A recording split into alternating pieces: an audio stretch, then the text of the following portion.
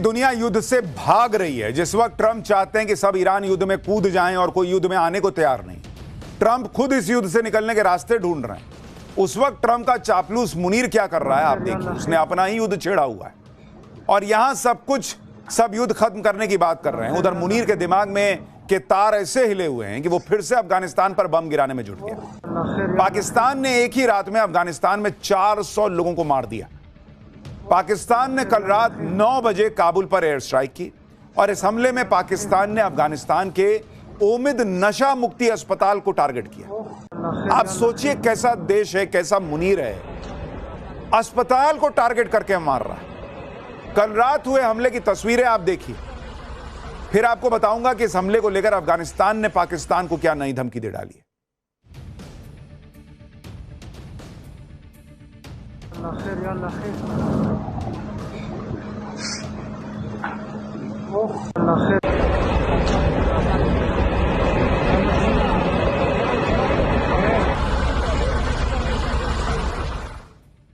आप देख रहे हैं किस तरीके से अस्पताल जल रहा है। मुनीर ने अफगानिस्तान के अस्पताल पर बम गिराकर हद पार कर दी। तालिबान ने कहा कि पाकिस्तान ने निर्दोष लोगों को मारा है, लेकिन आप पाकिस्तान का झूठ देखिए कि वो कहने लगा कि उसने किसी अस्पताल को टारगेट ही नहीं किया, तो ये क्या अपने आप जल गया। पाकिस्तान के सूचना मंत्रालय ने कहा कि हमले बेहद सटीक थे और केवल मिलिट्री ठिकानों और आतंकवादी इंफ्रास्ट्रक्चर को निशाना बनाया गया था। किसी भी ऐसी जगह को टारगेट नहीं किया गया जहां आम लोग रह रहे थे। उल्टे पाकिस्तान ने कह दिया कि तालिबान झूठ बोलकर अफगान के लोगों और दुनिया को मूर्ख नहीं बना सकता, अपने गुनाहों को छुपा नहीं सकता। पाकिस्तान ने दावा किया है कि उसके हमले में जिस तरह के धमाके हुए हैं उससे यह पता चलता है कि वहां पर भारी मात्रा में हथियार और गोला बारूद था। यानी पाकिस्तान देखा कि फंस गया कि लोग गाली दे रहे हैं, थू थू कर रहे हैं कि कैसा देश है जो अस्पताल पे बम मार रहा है, तो कह रहा नहीं हमने तो वहां मारा जहां पे हथियार थे।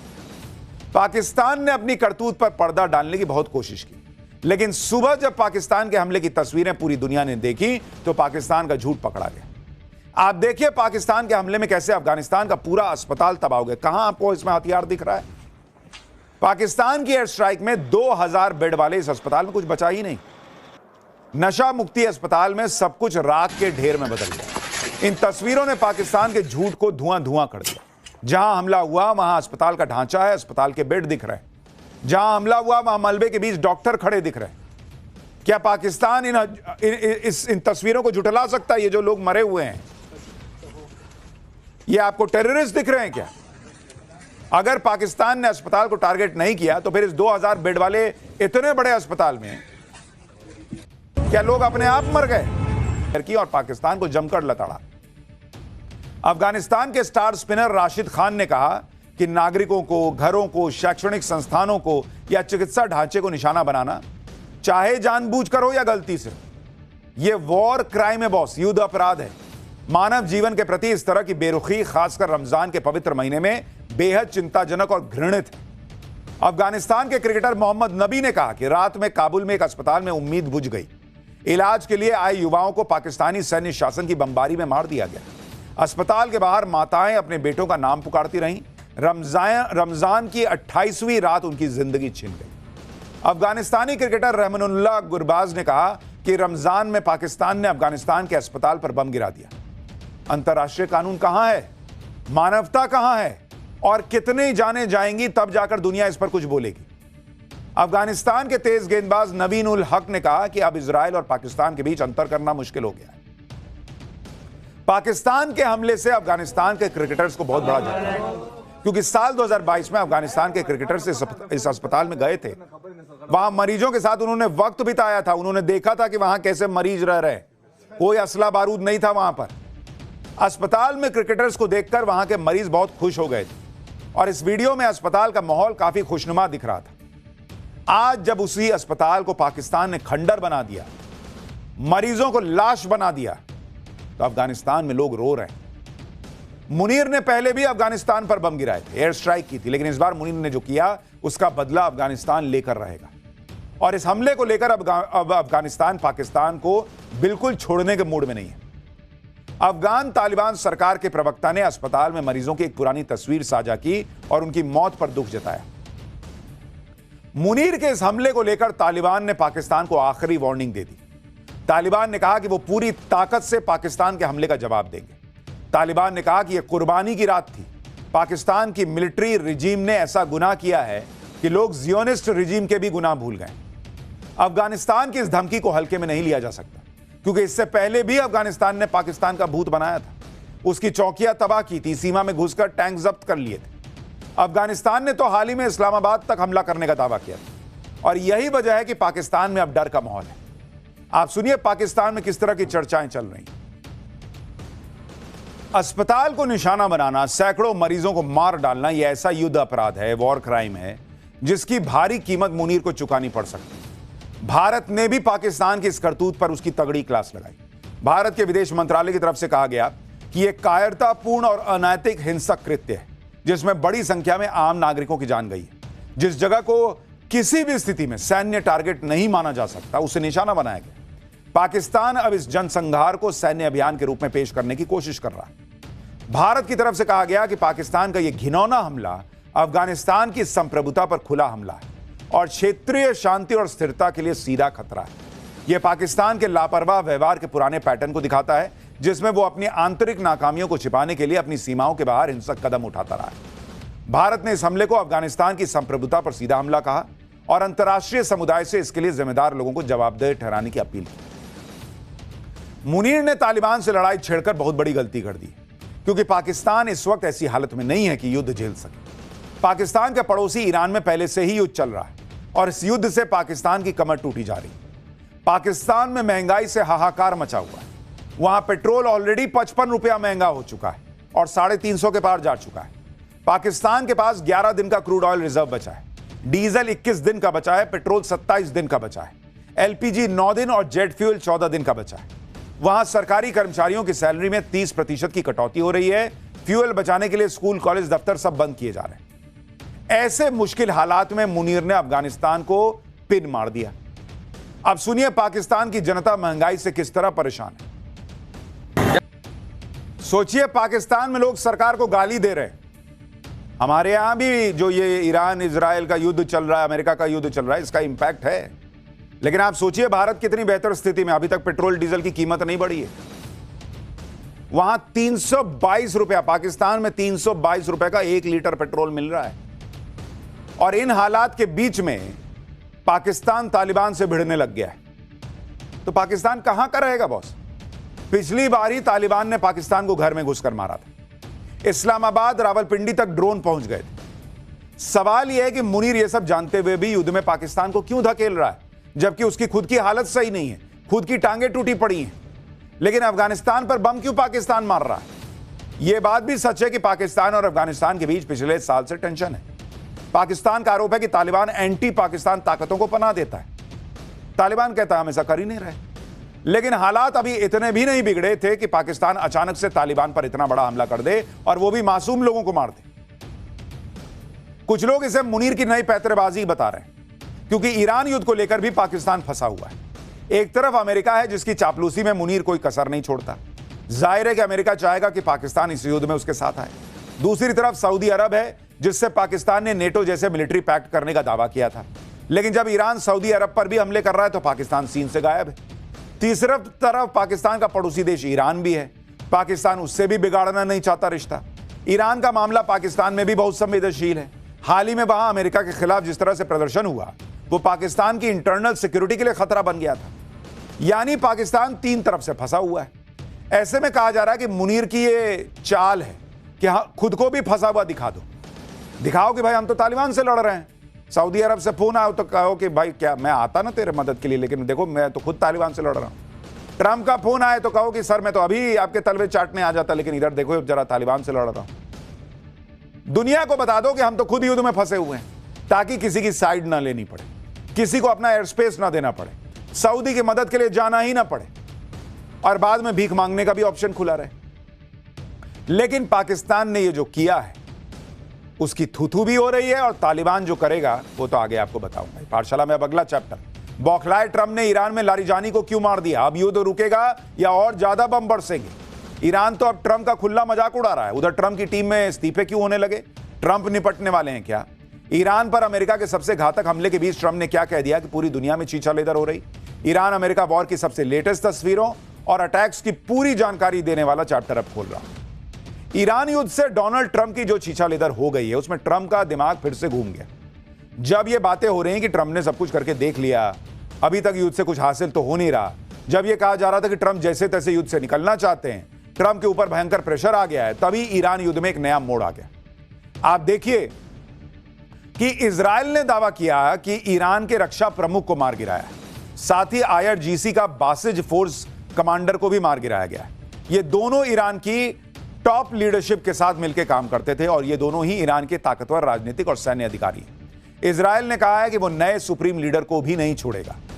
इजराइल ने ईरान के national security chief Ali Larijani को मार डाला।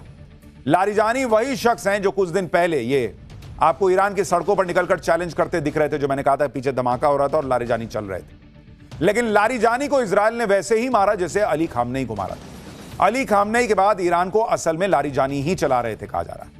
लेकिन अली खामनेई के मारे जाने के 2 हफ्ते बाद फिर से ईरान की लीडरशिप को टारगेट करना, अली लारिजानी को मार देना, क्या ट्रंप की ये बौखलाहट जो है उनसे नए कांड करवा रही है? और क्या इससे युद्ध रुक जाएगा या और भड़क जाएगा? ईरान अब क्या कह रहा है, क्या धमकी दे रहा है, आपको बताऊंगा। उधर ट्रंप की कैसे छीछालेदर बढ़ती जा रही है। अमेरिका में प्रेशर लगातार उन पर बढ़ रहा है। खुद ट्रंप की टीम के लोग अब इस्तीफा दे रहे हैं और ट्रंप को एक्सपोज कर रहे हैं। ट्रंप की टीम में किसने ईरान युद्ध का विरोध करते हुए इस्तीफा दे दिया? कैसे ईरान पर बम गिराते गिराते डोनाल्ड ट्रंप के ऊपर ही धमाके होने लगे? अमेरिका में कैसे महंगाई का बम फट गया है?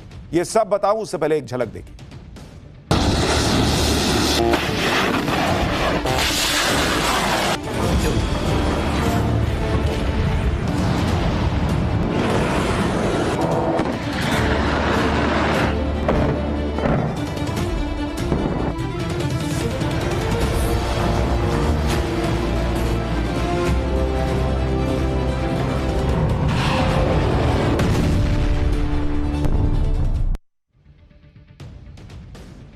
ईरान युद्ध को लेकर अब ट्रंप का कैसे खुला मजाक उड़ने लगा है, इस्तीफा देकर कौन कौन ट्रंप की टीम से भागने लगा है, ये सब आपको बताऊं।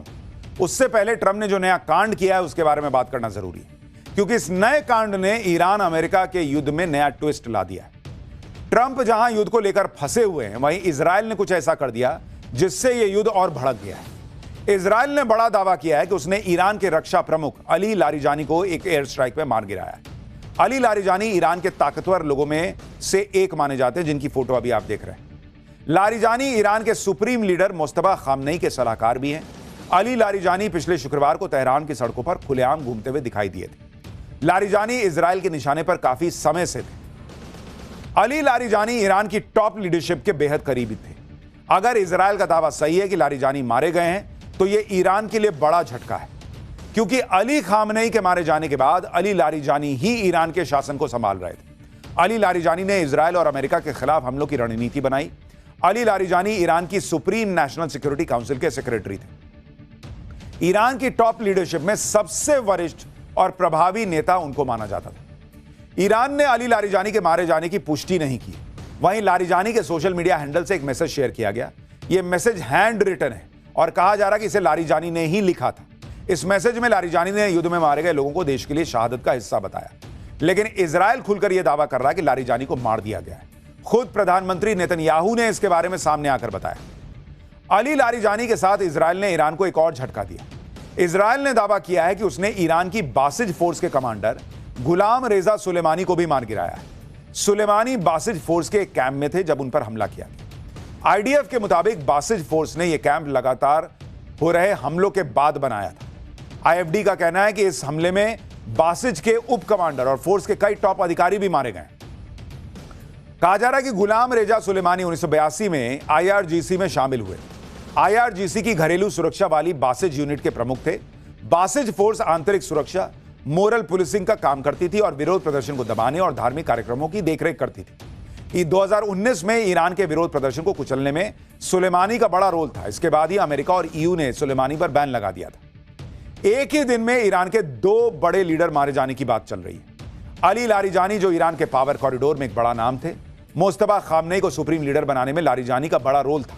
दूसरी तरफ IRGC की घरेलू सुरक्षा यूनिट बासिज के कमांडर सुलेमानी के जान से मारे जाने की आंतरिक सुरक्षा कमजोर हो सकती है। क्या ईरान की टॉप लीडरशिप को इसलिए खत्म किया जा रहा है जिससे युद्ध को जल्दी खत्म किया जा सके? क्योंकि ट्रंप भले बार बार दावा कर रहे हैं कि ईरान का युद्ध खत्म हो गया है, ईरान खत्म हो गया है, वहां कोई बचा ही नहीं है, फिर भी ईरान लड़ता चला जा रहा है, पलटवार कर रहा है। क्या युद्ध से निकलने के लिए ईरान की सत्ता को निशाना बनाया जा रहा है? सुनिए ट्रंप ने युद्ध खत्म होने को लेकर अब क्या कह दिया है। If Iran, as you said, totally obliterated, got the missiles, got the first 2 rounds of leadership, Air Force gone, Navy gone, can we wrap this war up this week? Yeah, sure. Good. Will we? I don't think so, but it'll be soon. Won't be long. And we're going to have a much safer world when it's wrapped up. It'll be wrapped up soon. ये युद्ध जल्द खत्म हो जाएगा। Trump ये बात तो कई दिन से कह रहे हैं। उनके ये कहते कहते युद्ध खत्म ही नहीं हो रहा। ट्रंप युद्ध खत्म होने को लेकर कुछ भी पुख्ता नहीं कह पा रहे। दूसरी तरफ ईरान है जो ट्रंप और नेतन्याहू को लगातार चुनौती दे रहा है। ईरान की सेना तो खुलकर ट्रंप और नेतन्याहू का मजाक बना रही। ईरान की सेना ने कहा है कि जंग सोशल मीडिया पर नहीं, युद्ध के मैदान पर जीती जाती है। वो मैदान जहां अमेरिकी सेना घुसने की हिम्मत नहीं कर पा रही। मतलब ललकार रहा ईरान कि आओ ना भाई, आओ, अपना सैनिक लेके आओ यहां। ट्रंप को युद्ध का नाम एपिक फ्यूरी से बदलकर एपिक फियर कर देना चाहिए, यह तक ईरान कह रहा है। ईरान की सेना कह रही है कि ट्रंप की हिम्मत नहीं है कि वो अमेरिकी फौज को ईरान भेज सके, और इसलिए ऑपरेशन एपिक फ्यूरी को बदलकर एपिक फियर नाम दे दो। यह तुम्हारा डर दिखाता है। सुनिए कैसे ईरान मजाक उड़ा रहा है ट्रंप का। A message to the President of the United States. The outcome of war cannot be determined by tweets. The result of a war is determined in the field, the very place where you and your forces do not dare to approach, and you can only talk about it in your tweets. It's better to name this war as Epic Fear instead of Epic Fury. एक बात तो साफ दिख रही है कि Iran की पूरी लीडरशिप को भी ट्रंप खत्म कर देना तो ईरान सरेंडर के मूड में है ही नहीं। और मैंने आपको डे 1 से कहा था कि ईरान इस मूड में चल रहा है कि तुम मारने ही वाले हो ना, मारो, हम तुमको मारते मारते मरेंगे। और इसलिए जितना अमेरिका ईरान को डैमेज नहीं कर पा रहा, भाई आप फिजिकली डैमेज कर रहे हो कि भाई इधर बम फोड़ दिया, उधर बम फोड़ दिया, ये कर दिया, वो कर दिया। ईरान आपको साइकोलॉजिकली डैमेज कर रहा है। दुनिया भर में अमेरिका का रुतबा कितना कम हो चुका है आप सोच रहे हैं? जितना शेयर मार्केट नहीं गिरा है उससे ज्यादा ट्रंप की इज्जत गिर के नीचे आ चुकी है। अमेरिका की क्रेडिबिलिटी गिर के नीचे आ चुकी है। कोई ट्रंप पे भरोसा नहीं कर रहा, कोई अमेरिका को भाव नहीं दे रहा। ईरान ने वो कर दिया जो कोई नहीं कर पाया था बॉस। अमेरिका को यहां नीचे नीचे लाकर गिरा दिया उसने, उसकी इज्जत की छीछालेदर कर दी। और यह बात अली खामनेई को मारे जाने के बाद ईरान ने दुनिया को साबित करके दिखा दिया। अब लारिजानी को भी मार दिया तो उसके बाद उसका बहुत कम असर है। ईरान इससे भी झुक जाएगा लगता नहीं।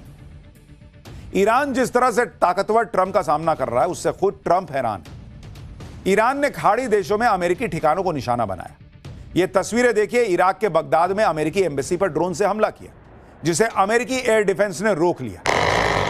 यह तस्वीरें देखिए कि अभी भी हमले चल रहे हैं।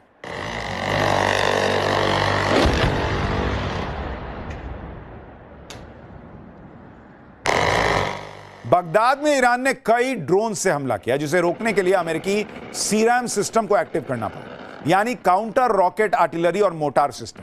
यह रडार, फायर कंट्रोल सॉफ्टवेयर और तेज रोटरी कैनन को जोड़कर काम करती है। इससे ऑटोमेटिक गन फायर होती है और यह इतनी इफेक्टिव है कि पल भर में टारगेट को तबाह कर देता है। देखिए कैसे वहां पर हुआ है। बगदाद में ही एक और ठिकाने पर ईरान ने ड्रोन से हमला किया जिसे एयर डिफेंस रोक नहीं पाया। इस हमले में 4 लोगों की मौत की खबर है। ऐसे ही कतर की राजधानी दोहा पर भी ईरान ने हमला किया। दोहा में ईरान ने ड्रोन और मिसाइल से हमला किया जिसके बाद दोहा में कई जोरदार धमाके सुनाई दिए। दुबई भी ईरान के निशाने पर लगातार है। दुबई में भी अमेरिकी सेना के ठिकानों, अमेरिकी बैंकिंग संस्थाओं पर ईरान हमले करता जा रहा है। इसी तरह ईरान ने बहरीन से लेकर सऊदी अरब तक हम पर हमला किया है। ईरान से इस हमले की उम्मीद किसी को नहीं थी। खुद ट्रंप कह रहे हैं बॉस कि वो शॉक्ड रह गए जिस तरह से ईरान ने पलटकर हमला कर दिया। सुनिए ट्रंप को, अब मान रहे हैं कि क्या ईरान ने कैसे उनको झटका दिया। Thank you. You were talking about Iran a couple times today and what they did after Epic Fury began. You said they hit Qatar, Saudi Arabia, UAE, Bahrain, Kuwait. Nobody expected that. We were shocked. Are you surprised that nobody briefed you ahead of time that might be their retaliation? Nobody, no. The greatest experts, nobody thought they were going to hit. आप देख रहे हैं Trump आज इतने दिन के युद्ध के बाद मान रहे हैं कि किसी ने सोचा नहीं था कि ईरान पलट के ऐसा मारेगा। और यही बात हमने आपको पाठशाला में डे 1 कही थी कि ये आदमी घुस तो गया, इनका देश घुस तो गया, लेकिन ये इतने एरोगेंस में थे कि इनके पास कोई प्लान बी था ही नहीं, क्योंकि इन्होंने सोचा ही नहीं था कि ईरान ऐसे पलट के मार सकता है। ये तो माने बैठे थे कि हम जाएंगे, खामेनी को मारेंगे, 3 दिन में सब लपेट के निकल लेंगे। ईरान के खिलाफ युद्ध शुरू करके ट्रंप कैसे फंस गए, ये उनकी बातों से पता चल रहा है। ट्रंप कभी कहते हैं कि ईरान को तबाह कर दिया, कभी कहते हैं कि ईरान के खिलाफ किसी की मदद की जरूरत नहीं है, फिर कहते हैं कि ईरान युद्ध में बाकी के देश हमारी मदद क्यों नहीं कर रहे, कभी कहते हैं कि हम तो युद्ध जीत चुके हैं, फिर कहते हैं कि युद्ध कब खत्म होगा ये पता नहीं, कभी ईरान को गाली देने लगते हैं कि अब ईरान की खैर नहीं, अब कह रहे हैं कि ईरान के लोग तो स्मार्ट होते हैं, उनका IQ लेवल बहुत ज्यादा होता है। भाई डोनाल्ड ट्रंप को दवा की जरूरत है, मैं आपको बता रहा हूं, किसी डॉक्टर को दिखाएं। इनका तार का कनेक्शन छूट रहा है, मुझे लग रहा है, सटता है तो कुछ बोलते हैं, छूटता है तो कुछ बोलते हैं। अब देखिए कैसे ईरान की तारीफ कर रहे हैं, आपको खुद लगेगा कि क्या आदमी है बॉस ये। And I'm dealing with very smart players. These are smart people. They don't get there. You know, when you deal with some of these people, you're dealing with high level intellect, very high IQ people. These are not Jasmine Crockett and her group. These are smart people. These are really smart people, and violent people, and vicious people, and some very nice people. अब आप सोचिए कि Iran की इतनी तारीफ कि बहुत high IQ वाले लोग हैं, बहुत शातिर लोग हैं, बड़े बड़े एक्सपर्ट ने नहीं सोचा था कि ये हमला कर देंगे पलट के। आज इतने दिन बाद ट्रंप की हनक कम क्यों हो गई? सनक तो कम नहीं हो रही, लेकिन हनक कम हो गई है। भाई साहब थोड़ा लेवल पर आकर ईरान की तारीफ कर रहे, क्यों सोचें? ताकि वो दुनिया को यह बता सकें कि अमेरिका जो है ना वो ऐसे ही नहीं फंसा है, सामने वाला बड़ा इतना इंटेलेक्ट और इतना कमाल का निकल गया कि ऐसी टक्कर हो गई। मतलब अपनी बेइज्जती को छुपाने के लिए वो ईरान की तारीफ कर रहे हैं। ये मत सोचिए कि उनका दिल बदल गया है। वो दुनिया को यह बताना चाहते हैं कि अमेरिका इतना मार इसलिए खा रहा है क्योंकि सामने वाला कमाल का है। अपनी बेइज्जती छुपाने के लिए वो ईरान की तारीफ कर रहे हैं, वरना इस आदमी के मुंह से तारीफ निकले। दुनिया को घुमाइएगा, हमको ना घुमाइए, हमको सब आपका पैतरा समझ में आता है। ईरान पर हमला करके ट्रंप अमेरिका में भी गिर गए। वहां उनके ईरान वॉर को बहुत कम सपोर्ट मिल रहा है। वहां सबको लग रहा है कि ट्रंप ने युद्ध में फंसा दिया है। अब तो ट्रंप की टीम में फूट पड़ गई है, ट्रंप की टीम से इस्तीफे होने लगे। ईरान पर हमला करने के फैसले के विरोध में अमेरिका में आवाजें उठने लगी हैं। डोनाल्ड ट्रंप के मनमाने फैसलों से उनकी ही टीम के लोग परेशान हैं।